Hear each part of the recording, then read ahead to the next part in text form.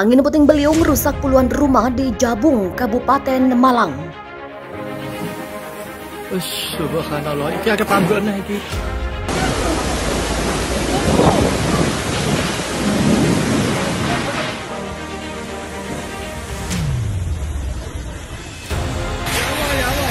Allahu Akbar. Allahu Akbar. Ini kencang kan? Saya mau pergi nggak bisa, takut sepedanya lari duluan. Jadi saya pegangin dari sampai hujan, sampai rubuh saya pegangin terus. Jadi Mas di bawah ini waktu rubuh? Ini deketnya rondo, sampai rubuh mau deket itu rubuh kan atap ini. Terusnya atap mobil ini saya langsung lari.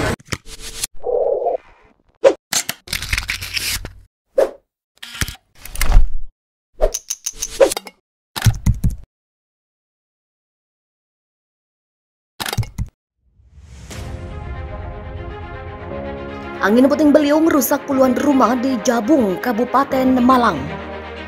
Puluhan rumah di 2 desa Kecamatan Jabung, Kabupaten Malang rusak berat akibat bencana angin puting beliung pada Sabtu 29 Januari.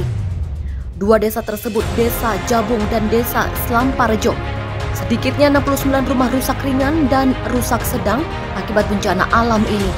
Data itu diupdate hingga Sabtu 29 Januari malam. Anggota Tagana Kabupaten Malang Ali Usman mengatakan rumah rusak yang banyak dari Desa Jabung. Ada 63 rumah rusak ringan hingga rusak sedang. Lebih lanjut, dia mengatakan angin puting beliung terjadi pada siang hari menjelang sore hari. Ketika mendapat laporan tersebut, pihaknya langsung ke lokasi untuk pendataan. Menurutnya, penanganan di lapangan saat ini dilakukan oleh BPBD Kabupaten Malang, PMI Kabupaten Malang, dan Tagana Kabupaten Malang yang terus melakukan pendataan. Masyarakat saat ini membutuhkan terpal untuk menutupi atap rumah yang rusak. Selain itu juga paket sembako.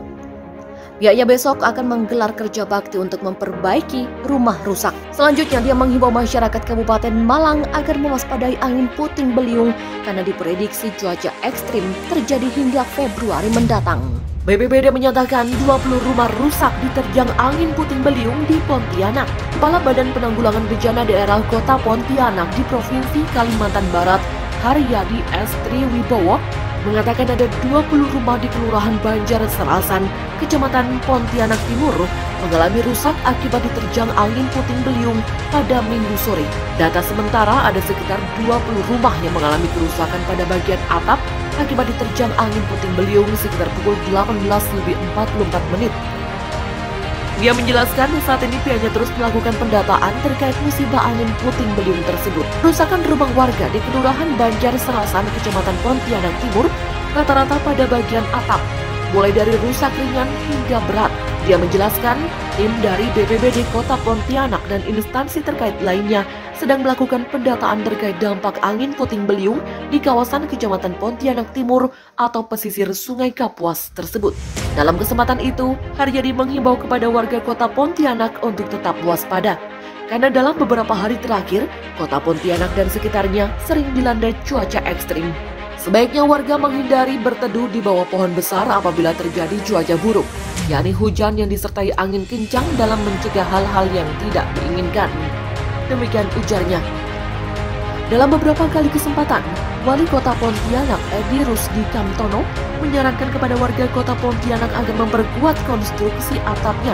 Kuda-kuda kayunya minimal menggunakan kayu kelas 2. Sehingga ketika terjadi bencana angin puting beliung, atap tidak mudah tersapu angin karena konstruksinya yang kokoh. Selain itu, warga juga dihimbau agar menanam pohon sebagai upaya menahan angin apabila terjadi angin puting beliung. Minimal pohon tersebut bisa memecah atau menahan apabila terjadi angin kencang, sehingga angin kencang tidak langsung menghantam rumah warga. 31 RT di Jakarta masih terendam banjir. 873 orang mengungsi. Badan Penanggulangan Bencana Daerah BPBD DKI Jakarta mencatat 31 RT di Jakarta tergenang banjir hingga Rabu 19 Januari. Data itu merupakan update hingga pukul 6 waktu Indonesia Barat. Informasi genangan saat ini ada 31 RT atau 0,102% dari 30.470 RT yang ada di DKI Jakarta. Demikian kata Kepala Pusat Data dan Informasi Kapus Datin BPBD DKI Jakarta, M. Insaf dalam keterangan tertulis. Dari total 31 RT itu, ia menjelaskan 20 diantaranya berada di Kelurahan Tegal Alur, Jakarta Barat. Ketinggian air dilaporkan sekitar 40 hingga 100 cm. Banjir tersebut terjadi karena curah hujan yang tinggi, rob dan luapan Kali Somonggol.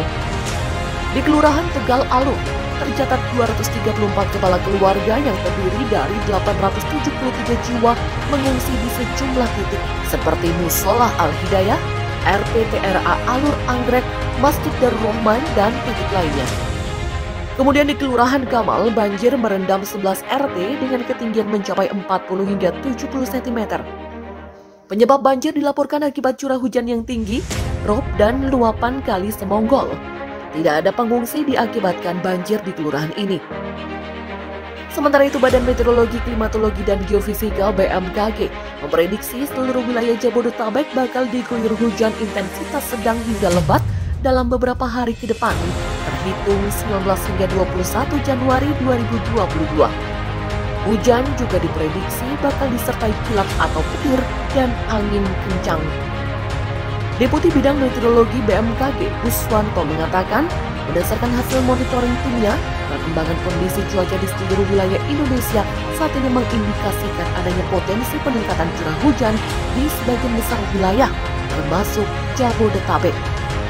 Berdasarkan kondisi tersebut, BMKG memperkirakan potensi curah hujan dengan intensitas sedang hingga lebat yang dapat disertai kilat atau petir dan angin kencang terjadi di wilayah Jabodetabek.